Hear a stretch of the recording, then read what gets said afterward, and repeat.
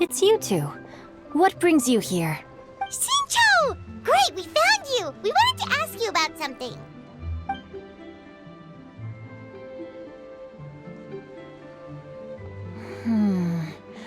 That's not a whole lot of information to go off of. I don't know if I can say for sure. I can't pinpoint her identity from your description alone. But considering her age, I am reminded of a nameless heroine who's been Nameless heroine? That's right. The novels often speak of a great drought from 50 years ago. As the people suffered, all they knew was that she always acted alone. After the drought ended, the heroine and the exorcist left the public eye and began living a reclusive life in the mountains. The way this nameless heroine faded from fame into obscurity later in life is not too dissimilar from Miss... Thanks a lot, Xinqiu. We knew it'd be worth talking to you. It's nothing at all.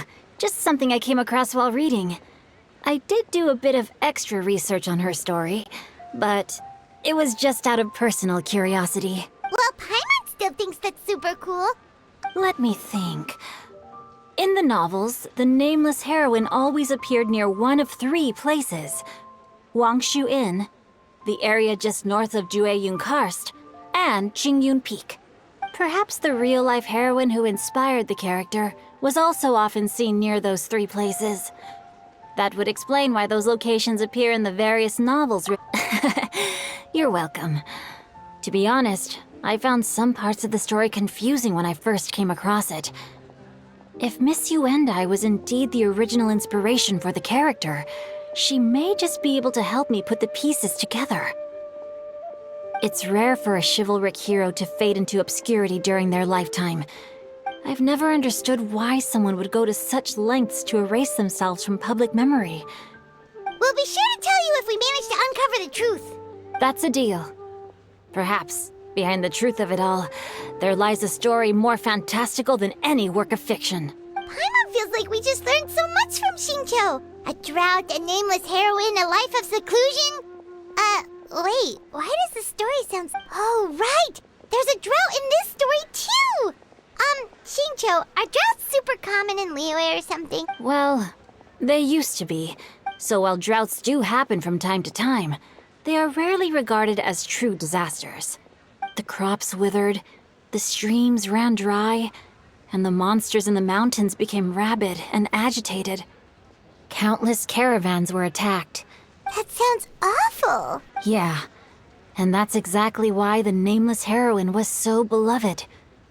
She must... Still, as terrible as that drought was, it was nothing compared to the truly calamitous disasters that befell this land. They say that back in those days, disasters were both more severe and more common. Do you have any other questions? We're good for now. We're just going to head back and meet up with Miss Xianyun and the others again. Paimon hopes that Granny Yuendai will be able to remember more of her past. She used to be a great hero who saved many people. Anyway, we'll be off now. See you some other time, Xinqiu. It's no problem at all. Safe travels. I have recorded the tune that you requested. I hope it will be of help to you. Oh, thank you. Straight word, but... Ping, what has amused you so? Oh, it's no serious matter. I was just reminiscing about the last time I saw you in this form. Time has wrought such change in this world. Time has little bearing on one's existence, nor has one keenly felt its effects whilst dwelling at Mount Outsong. Oh, why so formal all of a sudden? Well, the inquiry is as such. Approximately how much more would one need to afford a comfortable life in the harbor, not unlike the one that you yourself lead? It does not require as much as you may think. Still, do you mean that... Cloud Retainer, Madam Ping!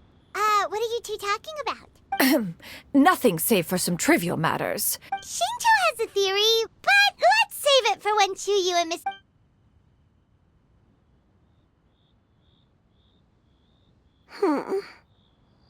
Do not be troubled, young lady. Here, have some tea. Thank you so much. What do you think, Chuyu? Does it match up with what you know of your granny? According to the story, the nameless heroine eventually fell in love with an exorcist from Mount Tianheng.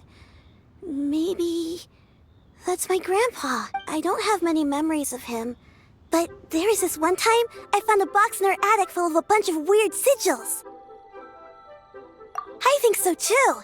Granny might remember something once she's returned to a familiar place. What marvelous tea. I can taste the dew's sweetness in this cup. It's as if I was taking a stroll in the mountains. Is that so? Then please drink as much as you like. Thank you. Okay, since we have the time, can I ask you something? Sure thing. What would you like to know? I have a secret I want to tell you.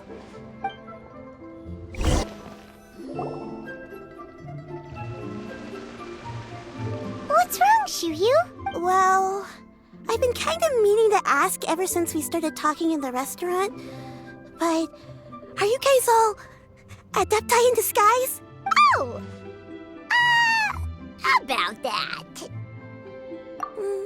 Well, you guys just seem super special. Plus, I think I might have heard Miss Xianyun call herself an adeptus. Oh, must have been a slip of the tongue. Xianyun, since you were the one who, misspoke, maybe you can explain to Xianyun here what you really meant by that. One is indeed an adeptus. I knew it. Well, one time when I was a little kid, I saw a pure white illuminated crane. I had this super high fever, and Granny wasn't around. I was feeling all... She put me on her back and flew me to her cool adeptus house and fed me some sort of magic potion.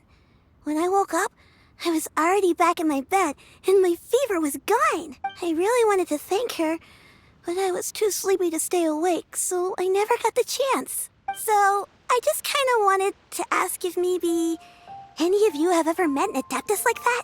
A pure white illuminated crane? The only two we've ever met are blue and white and black and brown. Have you ever met one that's pure white, Cloud Retainer? Never has one met an adeptus with such features. One surmises such a description is but a hyperbolic embellishment that oft results from... That's weird. Was it really just a dream then? Well, even if it was just in my head, it doesn't matter that much anyway. All I really want is to help Granny recover her memories. I'm really grateful for all your help. Leave it to us! Now that we know the 3 locations, we just need to visit them one by one. Let's go to Wangshu Inn first! Okay, I'll go get Granny.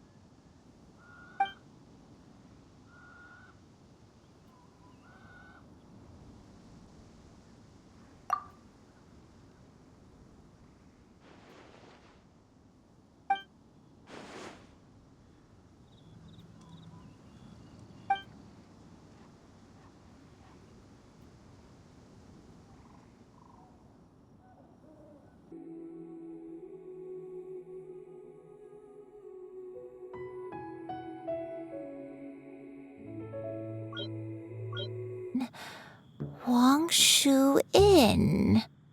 Do you remember this place, Granny? Yes. The fish here is very delicious.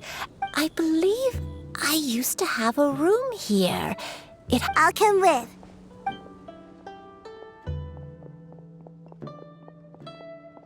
Paimon's still having some trouble understanding what she's talking about, but if she's so familiar with this place, that must mean she lived here, right?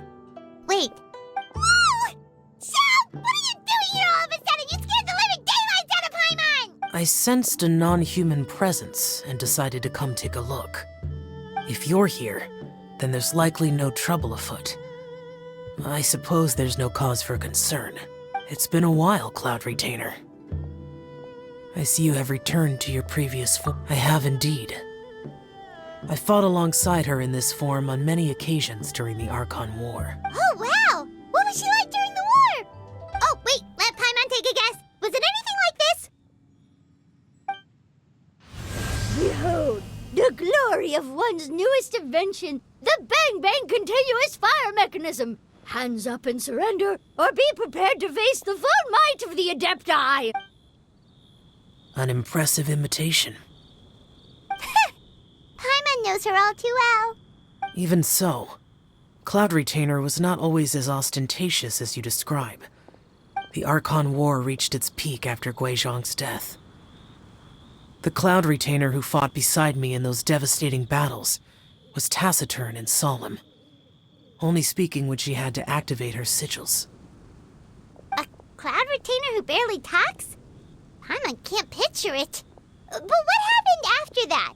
If you were so powerful in your human... Once one had bid farewell to the world of mortals, what use would one still have for such a shape? When dwelling between mountain and forest, away from the struggles and troubles of the mortal world, a mortal form is hardly the most fitting of choices. After the war, Cloud Retainer retired to Mount Outsong, only revealing herself to the occasional visitor. Although I do believe there was an occasion some 30-odd years ago when she decided to don her human form. One believes there is little need to relive bygone matters. Granny, are you okay? Back then, at this place, Perhaps this conversation should end here. I shall take my leave now.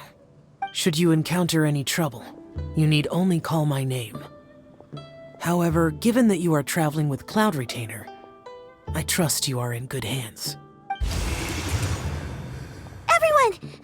I think Granny is finally beginning to remember. Slowly now, calm your mind and recount what has been recalled. a long time ago, I stayed... So what Shinto said was true! You did fall ill! I don't remember. I'm very sorry, but I can't even remember the name of my illness. The only thing I can remember is that it took a great toll on me. And I was confined to my room in Wangshu Inn, where I spent many days unconscious.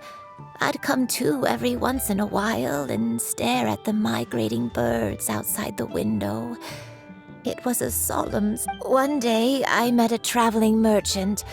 Upon hearing of my illness, he sold me a bottle of He told me that the pills were concocted using Adepti blood and could be used to alleviate my symptoms.